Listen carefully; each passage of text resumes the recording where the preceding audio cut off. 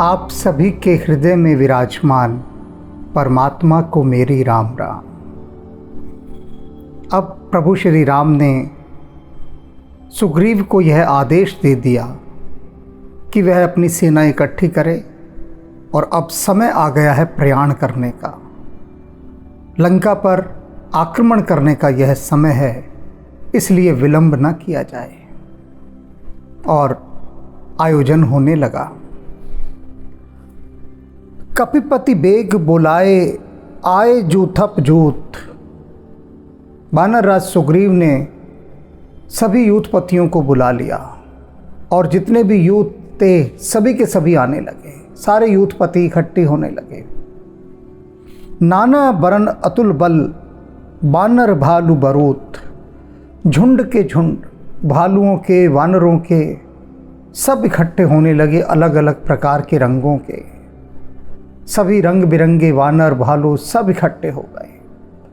जितने भी उन वनों के अंदर भालू थे, बंदर थे, उन सभी के सरदारों को बुलाया गया, यूथपतियों को। वे सभी वानर राज सुग्रीव के अधीन थे। सुग्रीव उनका राजा है और भालुओं का राजा जामवन, वृक्षराज जामवन। भालू और वानरों की सेना इकट्ठी हुई। प्रभु पद पंकज नाव ही सीसा। सारे यूथपतियों ने आकर प्रभु के चरण कमलों में अपना शीश झुकाया। गर्ज ही भालू महाबल कीसा।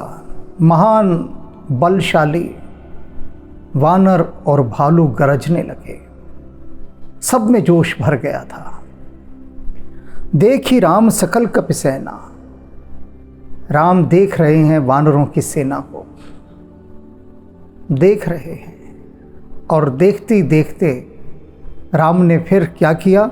चितई कृपा करी राजीव नयना। फिर उन्होंने अपनी राजीव नयनों से, कमल नयनों से उन सारी सेना को कृपा दृष्टि से देखा। राम जब किसी को कृपा दृष्टि से देख लें तो उसके बाद उसका बल,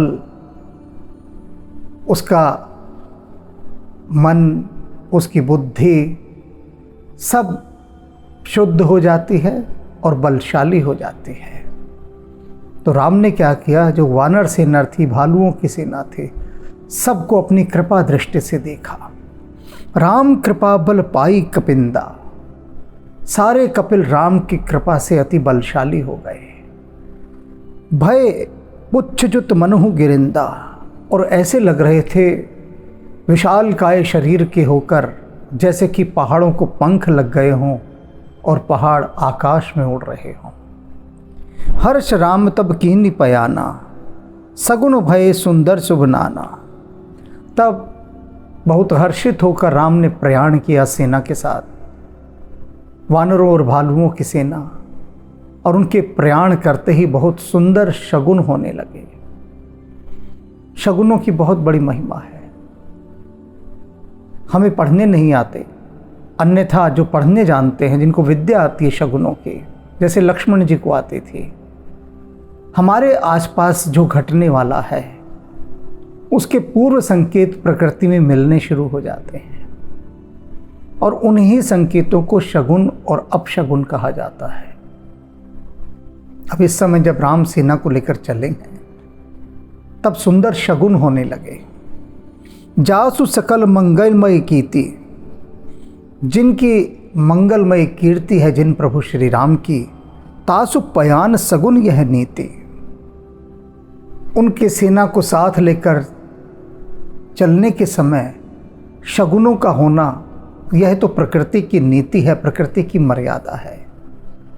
प्रकृति को अनुकूल होकर काम करना है, इसलिए वह सुंदर शगुन अपनी नीति के अंतर्गत सबको दिखा रही है। प्रभु पयान जाना बैदेही। और केवल यही नहीं, उधर अशोक वाटिका में सीता जी है, उनको भी ये शुभ संकेत प्राप्त होने लगे। ये शगुन कि प्रभु ने अब प्रयाण कर लिया है, सेना के साथ आ रहे हैं, ये भी उनको अनुभूति हो गई। इधर कहकर भेजा था ना हनुमान जी को कि पुत्र जाकर कह देना, 1 महीने के भीतर आ जाएंगे तो सीता को पा जाएंगे। 1 महीना बिता दिया, फिर सीता कभी नहीं मिलेगी। समय बता दिया 1 महीने का। तो राम सुग्रीव से कह रहे हैं कि बिल्कुल भी देर नहीं करनी, अब तत्काल आक्रमण करना है। प्रभु पयान जाना बैदेही, फरक बाम अंग जनु कही देही। और उनके बाएं अंग फड़कने लगे, शुभ संकेत, और वे जान गए कि अब राम आ रहे हैं। जोई जोई सगुन जानकी होई, असगुन भयहु रावण ही सोई।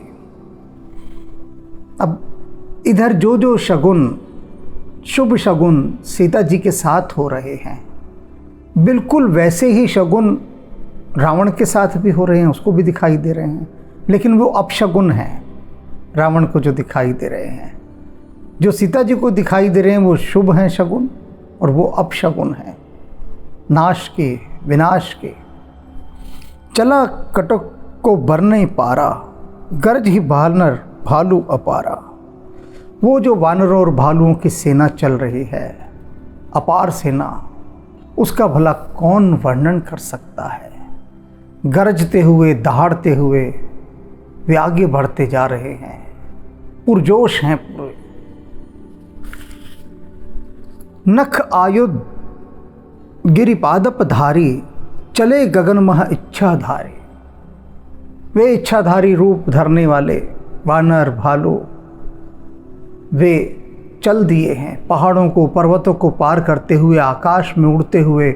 और क्या है उनके हथियार? नाखून, बस नख, नाखून ही उनके हथियार हैं। इन्हीं नाखूनों से और दांतों से वे लड़ेंगे। केघर नाद भालू कपिकरही, ये जो भालू और वानर हैं ये शेर के समान गर्जना कर रहे हैं, दहाड़ रहे हैं। डगमगाही दिग्गज चिक्करही, और जो दिशाओं के हाथी हैं वो इनके इस कोलाहल से, इन हलचल से, इन चिंगाड़नों से स्वयं भी चिंगाड़ रहे हैं। दिशाओं के हाथी भयभीत होकर चिंगाड़ रहे हैं इन वानरों और भालुओं की ये गर्जना सुनकर। चिक्करही दिग्गज, दिशाओं के हाथी चिंगाड़ रहे हैं।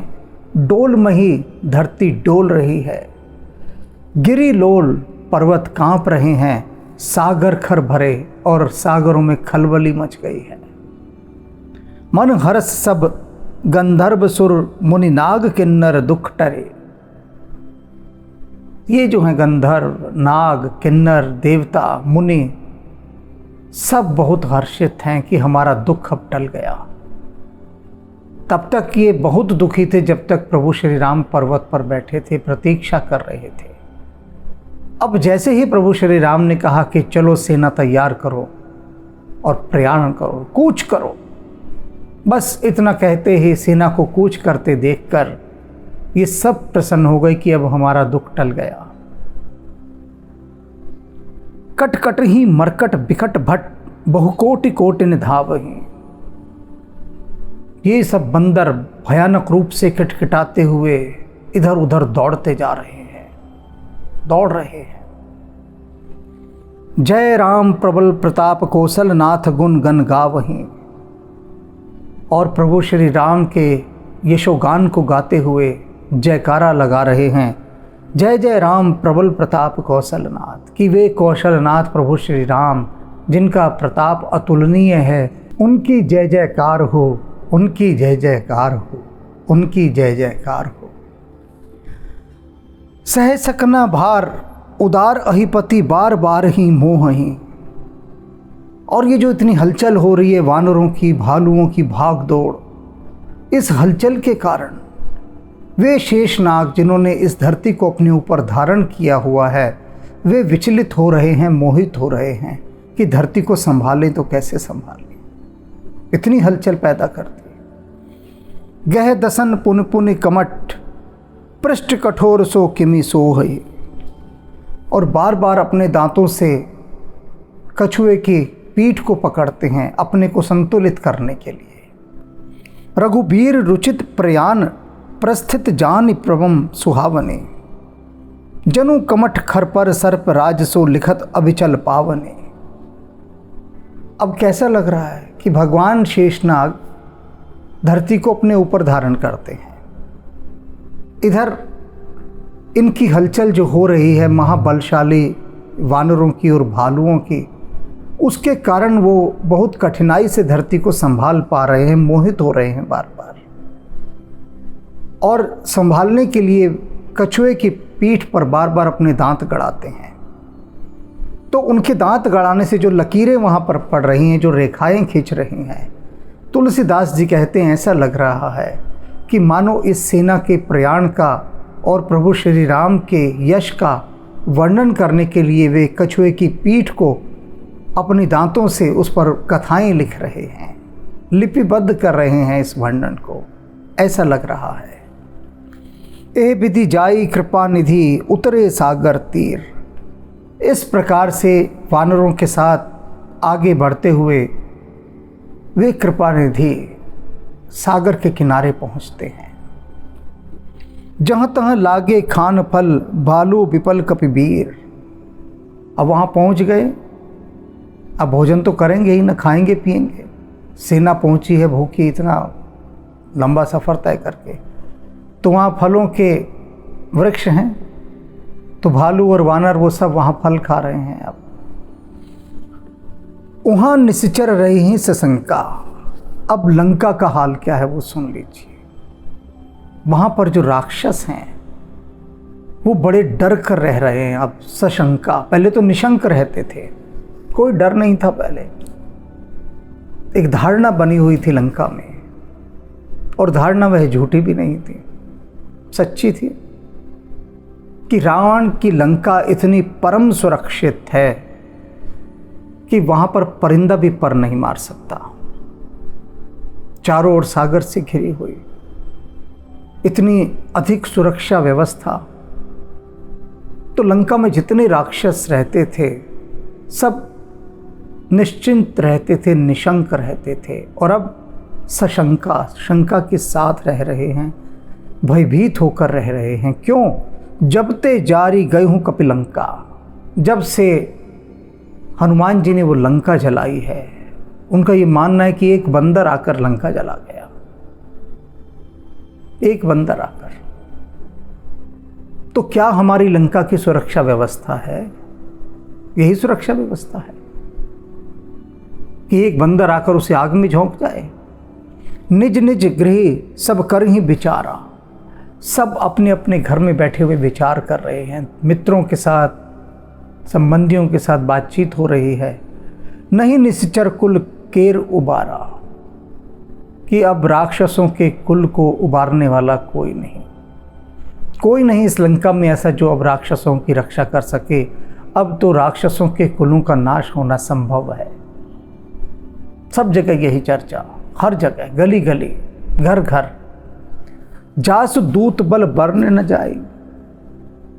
और क्या बातचीत कर रहे हैं आपस में?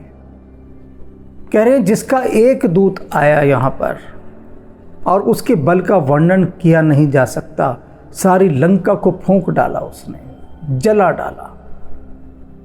एक दूत ने, एक ने। और कैसा एक? जिसके बल का वर्णन नहीं कर सकते हम। जासु दूत बल बरन न जाए, तेहि आए पुर कवन भलाए।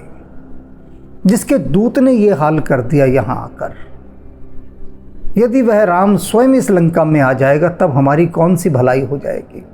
सोचो क्या भला होगा हमारा। अर्थात क्या भलाई होगी? इसका अर्थ क्या है कि इसने तो सिर्फ लंका जलाई जलाई है,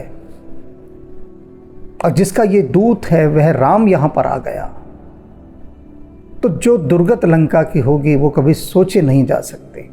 इतने डरे हुए लंका के लोग कि राम के आने पर पता नहीं क्या होगा, जब उसके दूत ने ये करामात यहाँ दिखा दी है। बात भी सच है, क्योंकि हनुमान जी ने तो सिर्फ फिल्म का ट्रेलर दिखाया है, एक झलक दिखाई है, एक झलक, और झलक दिखाकर चले गए। और ये झलकी, इस झलकी ने ही पूरी लंका को हिला दिया। एक अराजकता की स्थिति पूरी लंका में पैदा हो गई, एक भय। लंकावासी जिस भय को जानते नहीं थे कभी कि भय होता क्या है, अब हर वक्त खौफ ज़्यादा होकर जी रहे हैं, भय में जी रहे हैं, कांप रहे हैं डर के मारे। तूतनी संग सुन पुरजन बानी, मंदोदरी अधिक अकुलानी।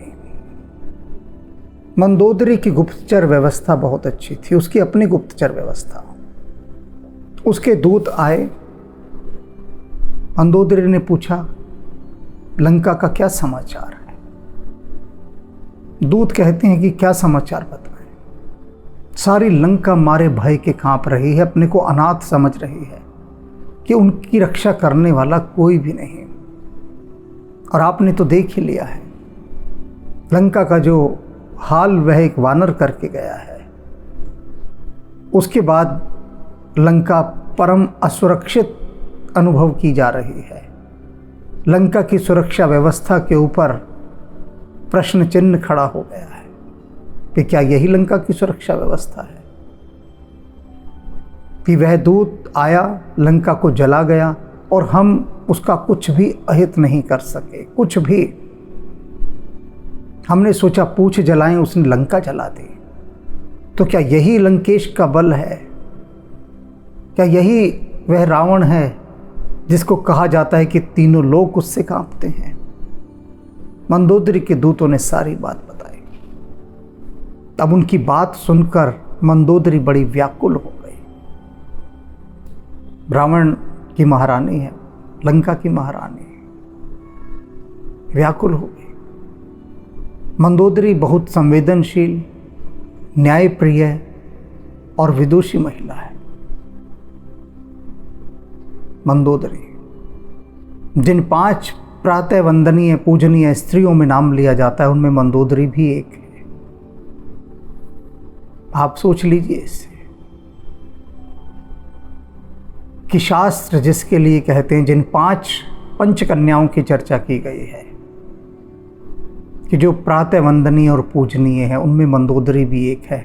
अब ये देख लीजिए कि राक्षस की पत्नी है, रावण की पत्नी मंदोदरी, लेकिन ऋषि मुनियों ने कहा कि वह प्रातः वंदनीय है, पूजनीय है। ये है हमारे शास्त्रों की व्यवस्था, जो जाति नहीं देखती, धर्म नहीं देखती, सिर्फ व्यक्ति का कर्म देखती है। कर्म के आधार पर निर्धारण करती है कि वह शूद्र है या ब्राह्मण है। रावण को लोग महापंडित कहते हैं, लेकिन है वह शूद्र। और उसकी पत्नी प्रातः वंदनियों में गिनी जाने लगी। तो शूद्र और ब्राह्मण का जो एक पक्ष है वो उसके कर्मों से देखा जा सकता है। जो दृष्टिकोण है, जाति से नहीं। जाति से ना कोई शूद्र है ना कोई ब्राह्मण है। कर्म निर्धारण करते हैं कि वह किस कोटि का है। तो मंदोदरी बहुत व्याकुल हो गई। मंदोदरी अधिक अकुलानी, रहे से जोरी कर पति पग लागी। वह रावण के पास जाती है, एकांत देखती है, कोई नहीं है। रावण के चरण पकड़ लेती है, पैरों में गिर जाती है रावण के और हाथ जोड़ देती है। और क्या कहती है? बोले बचन नीति रस पागी। नीति के रस में, न्याय के रस में पगे हुए वचन वह रावण से कहती है। कंद कहती है, हे मेरे प्रिय, हे मेरे स्वामी, हे मेरे पति, कंत करश हरि सन परिहर हो।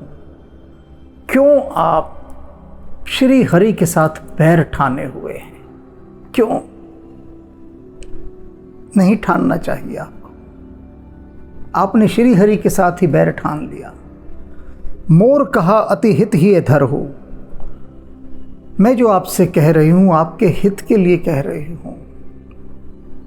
ही धर हूं, उसे हृदय में धारण कर लीजिए जो मैं आपसे कह रही हूं। कैसी कह रही है? पैरों में गिरकर, हाथ जोड़कर विनती कर रही है, न्याय की बात बता रही है। समुझत जासु दूत कई करने, स्रवहि गर्भ रजनीचर धरहि। कहती है मंदोदरी कि मेरे स्वामी, प्रभु राम के दूत यहां पर आए, हनुमान जी, उनकी करने को सुनकर कि उन्होंने क्या लंका में किया, उनकी बातें भी अगर यहाँ चलती हैं ना, उनकी बातें सुनकर ही राक्षस स्त्रियों के गर्भ गिर जाते हैं। इतना भय है, देख लो, मैं आपको बता रही हूँ, देख लीजिए आप, भय का मैं आपको उदाहरण दे रही हूँ कि यदि वह प्रसंग कोई चला दे और वहाँ गर्भवती स्त्री हो और वह सुन ले तो उसका गर्भ गिर जाता है। इतना भय लंका में है। समुझत जास दूत कई करनी, स्रवहि गर्भ रजनीचर धरहि, तासु नारी निज सचिव बोलाई, पठुओं कंत जो चौहु भलाई। कहती है मेरे प्यारे स्वामी, श्री हरि की पत्नी को ले आइए, अपने मंत्रियों के साथ उनको प्रभु श्री राम के पास भेज दीजिए, ये मेरी आपसे विनती है। तासु नारी निज सचिव बुलाए, अपने पर्सनल सेक्रेटरी सारे सचिवों को, मंत्रियों को बुला लो। पठवों कंत जो चहु सु भलाए। हे मेरे स्वामी, यदि भलाई चाहते हैं, यदि भलाई चाहते हैं तो आप सीता को लौटा दीजिए। तब कुल कमल विपिन दुखदाई, सीता सीत निशा सम आए। मंदोदरी कह रही है ये सीता नहीं है जिससे आप उठा कर ले आए, भ्रम है आपका, भ्रम है। आपको लगता है आप सीता को उठा कर ले आए। मेरे स्वामी, यह सीता नहीं है, सीता नहीं है। ये क्या है? ये सर्द रात है, सीता नहीं है। सर्द रात, पाले भरी रात है, ये सीता नहीं है। और ये आपका कुल, आपका कुटुंब, ये सब कमल वन है, ये सब कमल हैं आपके। इतने सारे कुटुंबी, आपका वंश, सब कमल हैं। और ये सीता, सीता सर्द रात है। सर्द रातों में जब पाला गिरता है तो सारे कमल, सब कमल जल जाते हैं, सर्दी से जल जाते हैं, शीत से। सर्दी भी जला देती है। वही बात मंदोदरी कह रही है, ये सीता थोड़ी ना है, ये तो सर्द रात है। हम सब के, हमारे इस कुटुंब को, वंश को, ये जो कमल के समान है, एक एक कमल को ये पाला मार मार कर जला देगी। अब एक चीज बड़ी समझने वाली है। बाली और रावण दोनों ही मित्र हैं, दोनों ही परम अय्याश, दोनों का ही एक ही शौक, एक ही अभिरुचि कि पराई स्त्रियों का अपहरण कर करके लाना और उनको भोगना, दोनों की। अब जब राम बाली को मारने के लिए जाते हैं, तब बाली की पत्नी तारा सब जानती है कि जो सुग्रीव को भेजा गया है, ये सुग्रीव थोड़ी ना है। सुग्रीव में इतना बल कहाँ से सुग्रीव में इतनी हिम्मत आ गई कि बाली को ललकार दे। बाली के समक्ष तो सुग्रीव थर थर कांपता है, थर थर। और वह बाली आकर बाली को ललकार रहा है, चुनौती दे रहा है। बाली उसकी चुनौती सुनकर तत्काल जाना चाहता है और तारा, बाली की पत्नी, उसके पैरों में गिर जाती है। अब बिल्कुल समानांतर देखिए दृश्य, पैरेलल। इधर मंदोदरी रावण के पैरों में गिरी हुई है, उधर तारा बाली के पैरों में गिरती है। तारा कहती है बाली से, अपने भाई की स्त्री को लौटा दीजिए। इधर मंदोदरी रावण से कह रही है कि राम की पत्नी सीता को लौटा दीजिए। दोनों की पत्नियां, तारा को भी प्रातः वंदनीय, पूजनीय स्त्रियों में स्थान दिया गया है। वानर की पत्नी है, वानर की, जिसके लिए हनुमान जी कहते हैं कि हम बंदर तो ऐसे हैं, कोई इनका मुंह देख लेना सुबह उठ के, दिन भर उसे भोजन ना मिले, हम इतने मनहूस हैं। ऐसी मनहूस वानर जाति की स्त्री तारा, ऋषि मुनि उसके लिए कहते हैं ये प्रातः वंदनीय और पूजनीय है। वे सुन लें सारी बात, वे सब लोग सुन लें जो शूद्र का ढोल पीटते हैं कि हमें शूद्र कहा जाता है, अछूत कहा जाता है। वे सुन लें, सुन लें, सुन लें अच्छे से कि यदि शूद्र कहा जाता तो ऋषि मुनि इनकी स्त्रियों को पूजनीय कहते। और पूजनीय भी कौन सी, कि सुबह उठते इनकी वंदना करो, पूजा करो। राक्षस की स्त्री को वो पूजनीय बता रहे हैं, वानर की स्त्री को पूजनीय बता रहे हैं। तो कहाँ की जाति आ गई, कहाँ का जातिवाद था प्राचीन काल में? कहीं जातिवाद नहीं था, कर्मों के आधार पर राजनीति इसे देखने नहीं देती। जो लोग आपस में एक दूसरे को लड़वाना चाहते हैं, समाज में विष फैलाना चाहते हैं, वे इन बातों को नहीं उठाते। वे सिर्फ वही बात उठाते हैं जिनसे वैमनस्य पैदा हो, दरारें बढ़ें। अब दोनों को मैं समानांतर रख रहा हूं, पैरेलल दोनों को, कि दोनों की ही पत्नी अपने अपने पतियों के पैरों में गिर रही हैं, उनका मार्गदर्शन कर रही हैं, उनको सच्चाई के रास्ते पर चलने के लिए प्रेरित कर रही हैं। लेकिन दोनों ही ऐसे निर्भाग हैं, दोनों को ही अक्ल नहीं आती। तारा कहती है वाली से कि वह राम नहीं है, राम नहीं है, साक्षात यमराज है। यमराज आया है आपको लेकर जाने के लिए राम का रूप धर के। वो राम थोड़ी ना है, यमराज है।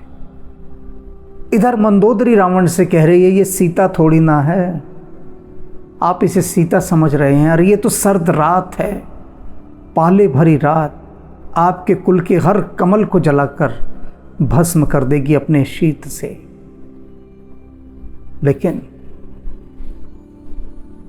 बात समझ में आए तो तब ना पत्नियां समझा कर चले गए। वे लोग जो पक्ष लेते हैं रावण का, जो पक्ष लेते हैं बाली का, उनसे मैं पूछता हूं, तुमको इनकी पत्नियों के संवाद सुनाई नहीं देते? बहरे हो क्या? इनकी पत्नियां थक हार गईं, समझा कर थक हार गईं कि पाप के मार्ग पर मत चलो, मत चलो। वो तुम लोगों को दिखाई नहीं देता? अपना ढोल पीटते हो, कुतर्क करते हो, उधर भी तो देखो। वहां नहीं देखेंगे, लेकिन जो कुतर्क करता है वो तर्क की ओर देखता ही नहीं, मानता ही नहीं। अब मंदोदरी कितना समझा रही है रावण को, पैरों में गिरी पड़ी है। तव कुल कमल विपिन दुखदाई, सीता सीत निशा सम आए। सुनहु नाथ सीता बिनु दीने, हित ने तुम्हार शंभु अज कीने। आखिरी बात बोल देती है मंदोदरी रावण को चेताने के लिए। कहती है स्वामी मैं जानती हूं आप भगवान शिव के भरोसे बैठे हैं, पता है मुझे। आपको लगता है भगवान शिव आपकी रक्षा करेंगे। वो कहती भूल जाइए, बिल्कुल भूल जाइए इस बात को। बिना सीता को दिए भगवान शिव भी आपकी रक्षा नहीं कर सकते। शिव भी आपको बचाने के लिए नहीं आएंगे, ये जान लीजिए आप। सिर्फ एक ही स्थिति आपको बचा सकती है कि आप अपने सभी मंत्रियों को बुलाइए, क्षमा याचना के साथ सीता को राम जी के पास लौटा आइए, तब बात बन सकती है। तब नहीं तो कुल का नाश होगा, आप जान लीजिए। अब बार बार तुलसीदास जी ने रावण के लिए कहा है महाअभिमानी, महाअभिमानी, महाअभिमानी। कितना अभिमान है, मिथ्या अभिमान। झूठा घमंड, ऐसा झूठा घमंड कि पत्नी समझा रही है कि आप ठीक नहीं कर रहे, ठीक नहीं कर रहे, बात समझ नहीं आ रही। विभीषण समझा चुका कितनी कितनी बार, ठीक नहीं कर रहे, बात समझ नहीं आ रही। उधर तारा ने समझाया बाली को कितनी कितनी बार, पाप कर रहे हैं। हनुमान जी ने समझाया कितनी बार बाली को कि यह ठीक नहीं है, फिर भी बात समझ नहीं आती। क्यों समझ नहीं आती? विनाश काले बुद्धि विपरीता। जब आता है ना विनाश काल, बुद्धि भ्रष्ट हो जाती है। देखिए किस किस तरह से इन सब की बुद्धि भ्रष्ट हो रही है। क्यों भ्रष्ट हो रही है? कि राम के चरणों में अनुराग नहीं, प्रीति नहीं, राम का भजन नहीं, राम के प्रति भक्ति हो तो माया की हिम्मत की बुद्धि भ्रष्ट कर जाए, नहीं कर सकती। माया उधर आती ही नहीं, फटकती ही नहीं उधर माया। भक्तों के हृदय में सदा सदा निर्मल गंगा की धार बहती है और भक्त कहीं भी मिल जाते हैं। लंका में भी हैं, विभीषण हैं, मंदोदरी हैं जो न्याय की बात कहने वाले, और ये मंदोदरी का ही कठोर अनुशासन था, मंदोदरी का ही आदेश था रावण के लिए कि सीता को छूना नहीं है। अगर सीता को हाथ लगा दिया ना, फिर देख लेना। ये मंदोदरी का कठोर आदेश था, महारानी का। ये मैं आपको बता दूं, जो लोग पैरवी करते हैं कि रावण ने वहां सीता को छुआ तक नहीं, उन दुर्बुद्धि लोगों से मैं पूछता हूं कि उन्हें दिखाई नहीं देता जब रावण उठाकर लाया सीता को, तब कैसे निर्ममता के साथ उठाकर लाया था। वो कहते हैं छुआ तक नहीं। और लंका में डरा रहा है राक्षसियों से, धमका रहा है, यातनाएं दे रहा है मानसिक, और जो नहीं छू पा रहा है सीता को, मंदोदरी के कारण। मंदोदरी बहुत प्रभावशाली महारानी है, वह जानती है ये सब राम के बल को। वह जानती है कि अगर रावण ने छू दिया सीता को तो इसके जितने 10 के 10 सिर हैं सब फट जाएंगे। राम का एक ही बाण सारे 10 सिरों को फाड़ देगा, और न केवल 10 सिर, पूरी लंका। और तब तांडव होगा। इसलिए मंदोदरी की दूरदर्शिता थी। मंदोदरी के गुप्तचर चारों तरफ फैले हुए थे। रावण जानता है कि मंदोदरी की इच्छा के विरुद्ध यदि वह गया तो फिर लंका में गृह युद्ध छिड़ जाएगा, और उसका बेटा मेघनाद, जो कि अपनी मां का भक्त है, वह यदि उसके विरोध में खड़ा हो गया तब तो रावण का सारा बल जाता रहेगा। इसलिए रावण मंदोदरी से भय खाता है, और मंदोदरी अब देखो कितने प्रेम से उसे समझा रही है, कितने प्रेम से। लेकिन कहाँ समझ में आती है बातें, प्रेम से कही गई नहीं समझ में आती। वो आप देख ही चुके हैं बाली के प्रसंग में भी, और अब रावण के प्रसंग में तो देख ही रहे हैं। तो अब आज यहीं विराम देते हैं। मंदोदरी आगे भी बहुत कुछ समझाएगी रावण को, तो कथा के क्रम में हम उसे समझते चलेंगे। लेकिन अभी इतना समझना है कि मन में यदि बैर आ जाए, बैर की भावना आ जाए, दुर्भावना आ जाए, अहंकार आ जाए, तो फिर आपके सामने चाहे परमात्मा खड़ा हो, आप परमात्मा से भी बैर साध लेंगे। और साधा है लोगों ने, और साध रहे हैं लोग। राम राम।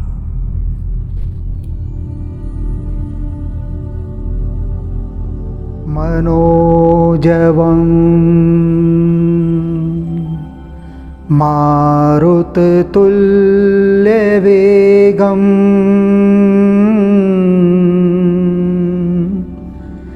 जितेन्द्रियं बुद्धिमतां वरिष्ठं वातात्मजं वानरयूथमुख्यं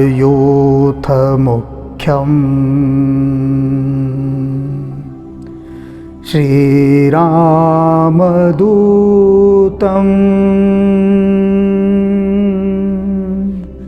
शरणं प्रपद्ये।